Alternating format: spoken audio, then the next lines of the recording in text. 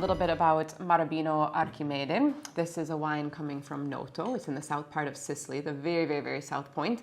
A city, of course, known for all of its Baroque architecture. It's a beautiful place to get down to. Even the colors of the buildings and the churches are all this beautiful kind of apricot color.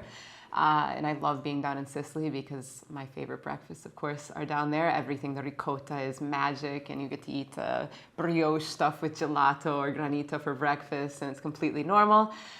You walk around and grab fruits off the trees everywhere. It's like a heaven for me for food.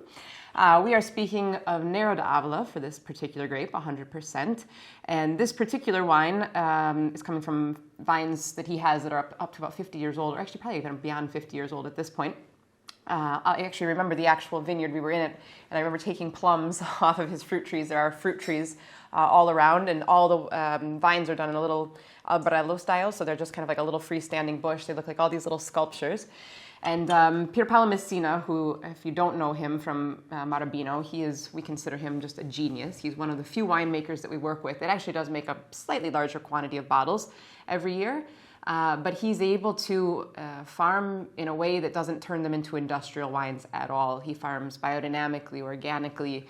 We always joke in the tasting that there's no fungicides, no fertilizers, no pesticides, no herbicides, no suicides, no killing. All those I words are killing words, and he doesn't use any of them. He's very, very lucky also to come from a family that has some money, so he's able to risk a bit and really push the envelope on working as naturally as possible. He's also given the blessing that down in the south part of Sicily, it's extremely, extremely dry, so they don't have, which could be actually complicated because you don't have the water from the rain that causes mold and mildew problems in the vineyards.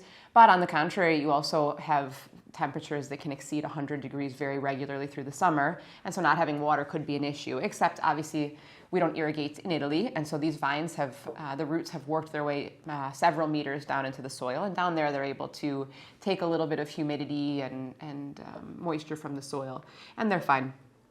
So if you can, dry farming is very easy for him to do. This wine we absolutely love. He makes, about 250 cases of it or so per year. So it's a very small production that he makes. And what else to say? I mean, he does actually a lot of cool things. One of the things that impressed me a lot was that he recycles water on his property, because where he is, there's really no fresh water. You're surrounded by the sea, of course, but that's it. And you can't have animals drinking salt water. So if you don't have fresh water, you don't have bugs and insects and birds and fox and all these things that contribute to having a really good ecosystem, so that he doesn't have to put the pesticides on the plants. And so he decided to partner with the University of Catania to design a 3-pit water system, so that the water he cleans barrels with and machines with gets recycled and put through these two first pits that have plants in them that pull out the impurities. It's mainly water and citric acid, so it's nothing that's like bleach water or anything. We wouldn't drink it as humans, though. And then the third one's a little lagoon, maybe 20 feet wide or so, a few meters wide, where animals come, and birds and bugs and insects. And I'll never forget, in fact, if you listen to the video, don't forget that on all these bottles is the QR code that you should scan hopefully you already scanned it because you're listening to this video. But if not, always watch the video if you can of the winemaker, because you'll get all sorts of great information from the actual winemaker themselves, not from us who are like the relay to the 10th down in the chain of repeating stories in a bad game of telephone, which who knows is ever the truth or not. No, but I'll never forget how many birds I heard on his property. It was one of those magic, there's so much wind. We opened the car door and it just boom, popped open. But the first thing I heard were just the sounds of birds, and I'll never forget that. Probably the most birds I've ever heard on one person's property. So you get really great winds down there. That's also what helps keep the vines really healthy and safe from any diseases and problems. But he has really, really optimal conditions, and obviously, like I said, he really, really risks to work as clean as possible. And I remember too, there's a little herb. The wines are really connected to the terroir there, because the other thing too is his soils are very, very interesting. In fact, Conca, one of our other wines in the wine club, he decided to do these parcelings of the different areas in his property, because south of the volcano of Mount Etna, that's where the tectonic plates were merging, and so he actually has African soils, and he's very lucky because that means that he has more clay and limestone, which helps to keep the wines much more refreshing, because Nero d'Avola can be a very cloying, kind of high power. This one's 13.5, which is actually pretty restrained for a Nero d'Avola. Sometimes they will definitely get a little bit higher than that. But this one is actually able to maintain a really, really nice acidity and refreshing kind of flavor. You're gonna for sure, when you smell this wine, get the notes of cherry. It does spend 12 months in cherry oak barrels. Some people always ask what kind of barrels people use. He uses cherry because there is kind of a recognizable note of cherry in the Nero d'Avola grape, almost always. And so it helps to just give that little extra oomph of cherry aroma in the wines. And I was shocked. We had like 8 barrels, the big barrels, botti, grandi, that we were tasting from.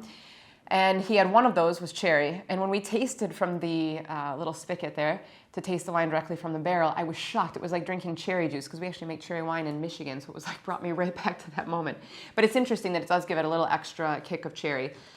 This is a great wine for if anyone's interested in making some different recipes. We have the caponata recipe on our website. When you go to roscioliwineclub.com, you can also always there's a search box. All you have to do, search something that you're interested in. Search a wine, search a region. We have different wine guides about our favorite places to visit.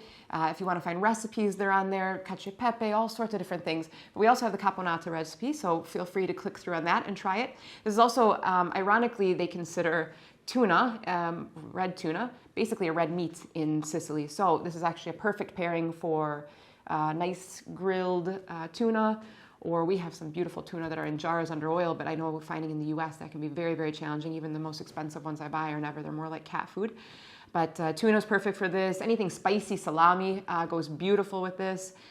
So yeah, just try to have some nice bold flavors. If you're gonna do any fish, just make sure it's a very strong kind of smoky fish. But yeah, open this one up now, or you could save it for a couple of years, but really it's ready to go.